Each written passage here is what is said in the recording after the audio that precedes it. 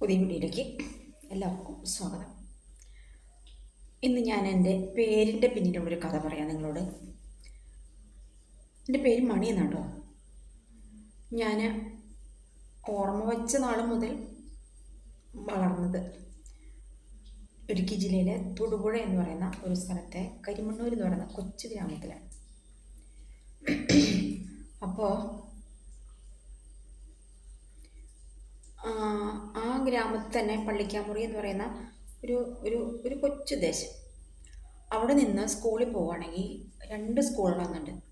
ഒന്ന് കരിമണ്ണൂർ പള്ളി വക സ്കൂളുകൾ, പിന്നെ ഒന്ന് പന്നൂർ NSSൻ്റെ വക ഒരു സ്കൂള്.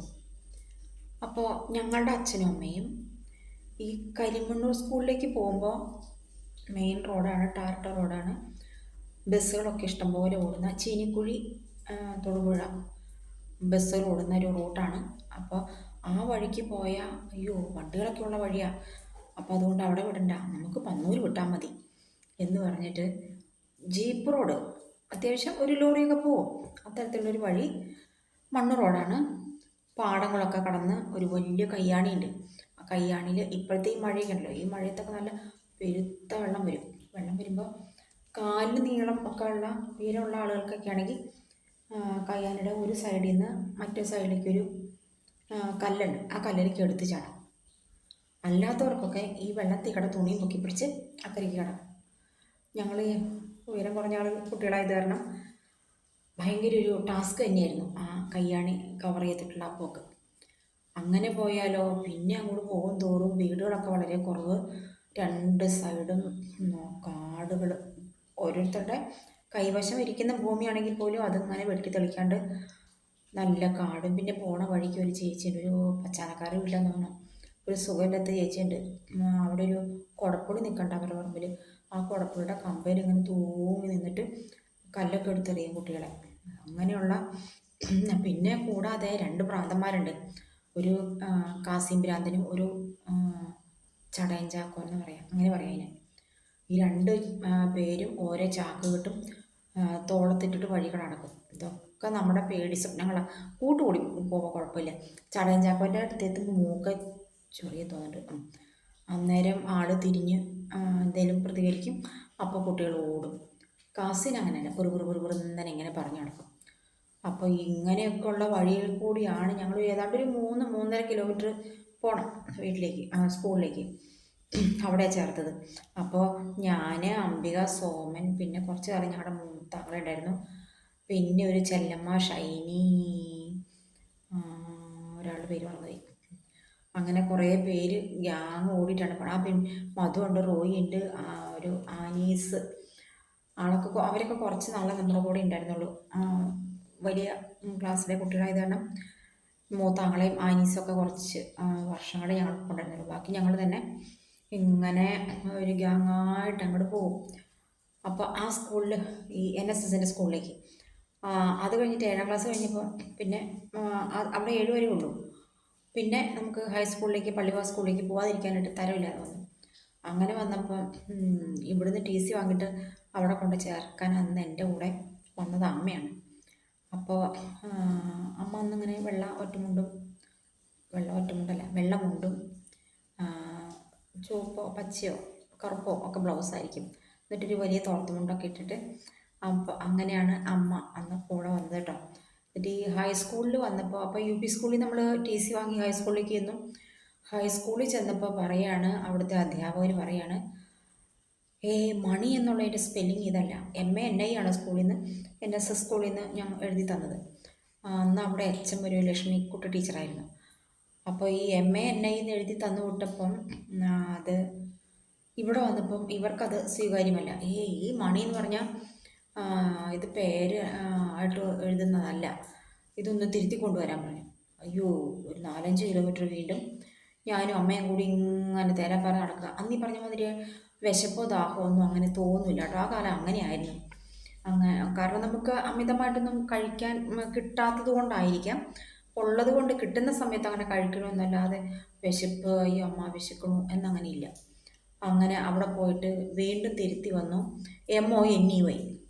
അപ്പോൾ ഇതും കൊണ്ട് ഇവിടെ ചെന്നപ്പോൾ വീണ്ടും അന്നത്തെ അധ്യാപകരുടെ വിവരമില്ലായ്മയാണോ വിദ്യാഭ്യാസത്തിൻ്റെ കുറവാണോ എന്താണെന്ന് നമുക്കറിയില്ല. എൻ്റെ അമ്മയ്ക്കൊന്നും അധികം വിദ്യാഭ്യാസം ഇല്ലാത്ത കൂട്ടത്തിലാണ്.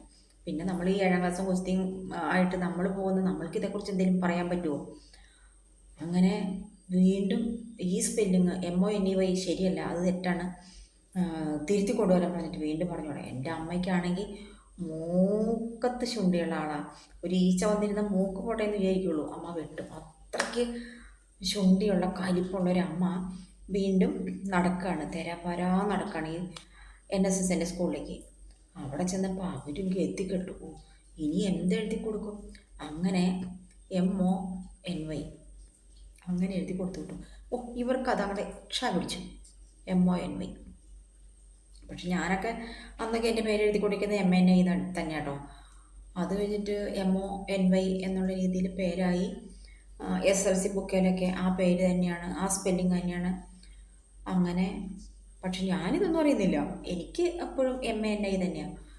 അങ്ങനെ സ്കൂളൊക്കെ കഴിഞ്ഞു, 10ാം ക്ലാസ് കഴിഞ്ഞപ്പോൾ പറഞ്ഞു മതി മതി, പെൺകുട്ടികളൊക്കെ ഇത്രയും പഠിച്ചാൽ മതി, ഇറങ്ങിക്കോളാൻ പറഞ്ഞു. പാടത്തും പറമ്പിലൊക്കെ വലിയ പ്രായമായ ചേച്ചിമാരുടെ കൂട്ടത്തിൽ വെറും 16 വയസ്സായ എന്നോട് പഠിത്തം നടത്തിക്കോ, ഇതുവരെ പെൺകുട്ടികൾ ഇത്രയൊക്കെ പഠിച്ചാൽ മതി, ഇറങ്ങിക്കോളാൻ പറഞ്ഞു. നമ്മൾ സമ്മതിച്ചു. അങ്ങനെ അവിടെ ഒരു 4-5 വർഷം, ഒരു 3-4 വർഷം. എന്നിട്ട് അതുപോട്ടെ, അതിൻ്റെ ഇടയ്ക്ക് വേറൊരു കാര്യം പറയാം. ഈ ഹൈസ്കൂളിലേക്ക് ചെന്നു കഴിഞ്ഞപ്പം 12,000 മേളിൽ കുട്ടികൾ പഠിക്കുന്ന സ്കൂളാണ് കേട്ടോ. അവിടേക്ക് നമ്മൾ ചെന്ന് കഴിഞ്ഞപ്പോൾ നമ്മളവിടെ ഒന്നുമല്ല. അതേസമയത്ത് NSSൻ്റെ സ്കൂളിൽ നമ്മൾ എല്ലാ പരിപാടികൾക്കും പങ്കെടുക്കുകയും കൈ നിറയെ സമ്മാനങ്ങൾ വാങ്ങിയിട്ടാണ് വീട്ടിലേക്ക് പോവുക. പക്ഷേ ഈ ഹൈസ്കൂളിലേക്ക് ചെന്ന് കഴിഞ്ഞപ്പോൾ നമ്മൾ ആകെ ഡിമ്മായി. കാരണം പള്ളിഭാഗ സ്കൂളാണ്, ക്രിസ്ത്യൻസാണ് അധികം. അവരെന്ന് പറഞ്ഞാൽ ആ ഇടവക കുട്ടികളാണ്. പിന്നെ അത് തന്നെയല്ല, ക്രിസ്ത്യൻസിനോട് എന്തായാലും സിസ്റ്റേഴ്സിനൊക്കെ, കന്യാസ്ത്രീകളാണ് അവിടെ അധികവും പഠിപ്പിക്കുന്ന ടീച്ചേഴ്സ്. അപ്പോൾ അവർക്കൊരു മമത പ്രത്യേകിച്ച് ഉണ്ടാവുമല്ലോ. അങ്ങനെ അവിടെ ഫസ്റ്റ് 8ാം ക്ലാസ്സിലേക്ക് ചെന്നു. 8ൽ തന്നെയല്ല, 8, 9, 10ലൊക്കെ പഠിക്കുന്ന സമയത്ത് സ്കൂള് അധ്യയന വർഷം തുടങ്ങുന്ന സമയത്ത് ഒരു പരിചയപ്പെടുത്തലുണ്ടല്ലോ. അങ്ങനെ നമുക്ക് ഒന്ന് പരസ്പരം പരിചയപ്പെടാമെന്ന് പറഞ്ഞിട്ട് അധ്യാപകർ എഴുന്നേറ്റ് ഇങ്ങനെ നിൽക്കും. നിന്ന് കഴിഞ്ഞിട്ട് ഒന്നേ തുടങ്ങും. ചിലപ്പോൾ പിന്നിൽ നിന്നാവും, ചിലപ്പോൾ ഫ്രണ്ടിൽ നിന്നാവും. പേര് പറഞ്ഞു തുടങ്ങുകയാണ്. എൻ്റെ ക്ലാസ്സിലൊക്കെ നല്ല പേരുള്ള കുട്ടികളൊക്കെ ഉണ്ടോ, ഫ്ലവർലെറ്റ്, അൽഫോൺസ്, മരിയ, അങ്ങനെയുള്ള നല്ല പേരുള്ള കുട്ടികളുണ്ട്. അപ്പോൾ ഇവരൊക്കെ പേര് പറഞ്ഞു വരുമ്പോഴത്തേക്കും ദൈവമേ, ആ ഒരു സമയം എന്ന് പറയുന്നത് സീതാദേവിയെ പോലെ ഭൂമി പിളർന്ന് അങ്ങോട്ട് താഴേക്ക് പോയാലും കുഴപ്പമില്ല. കാരണം ഈ കുട്ടികളൊക്കെ കേൾക്കെ നമ്മുടെ പേര് പറയണമല്ലോ. അന്നൊക്കെ എനിക്ക് പേര് ഭയങ്കര ചമ്മലായിരുന്നു, പക്ഷെ ഇന്നെനിക്ക് ഭയങ്കര അഭിമാനമാണ് കേട്ടോ എൻ്റെ പേരിനെ കുറിച്ച്. അങ്ങനെ ഊഴം വരുമ്പോൾ അതൊക്കെ ഒന്ന് എഴുന്നേറ്റിട്ട് പറയും, എന്ന് പറയും. അങ്ങനെ ഈ 3 വർഷം അങ്ങനെ തള്ളി നീക്കിട്ടോ. അതൊക്കെ കഴിഞ്ഞു. പിന്നെ അന്ന് പേര് തന്നെ എനിക്ക് നാണക്കേടായിരുന്നു. അത് കഴിഞ്ഞിട്ട് പറഞ്ഞല്ലോ, 10ാം ക്ലാസ് പാസ്സായി കഴിഞ്ഞപ്പം നമ്മൾ ചേച്ചിമാരുടെ കൂടെ, വലിയ മൊത്തം ചേച്ചിമാരുടെ കൂട്ടത്തിൽ പണിക്കിറങ്ങി.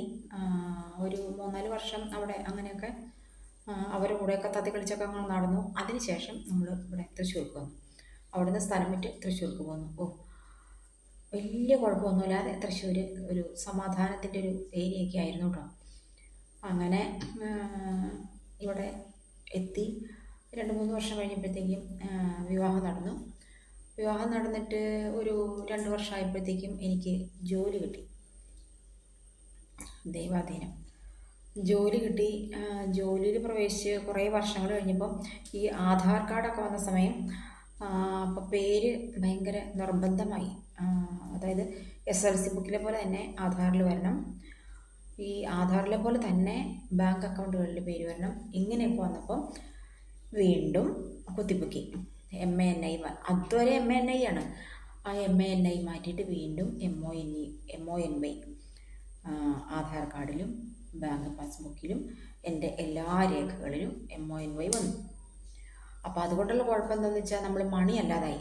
നമ്മളെ പരിചയമുള്ള ആൾക്കാരൊക്കെ നമ്മളെ മണി എന്ന് വിളിക്കും, എങ്കിലും നമ്മളെ പരിചയമില്ലാത്ത ആൾക്കാരെ ഈ പേര് കാണുമ്പോൾ അവർക്കൊക്കെ ഞാൻ മോണിയാണ്.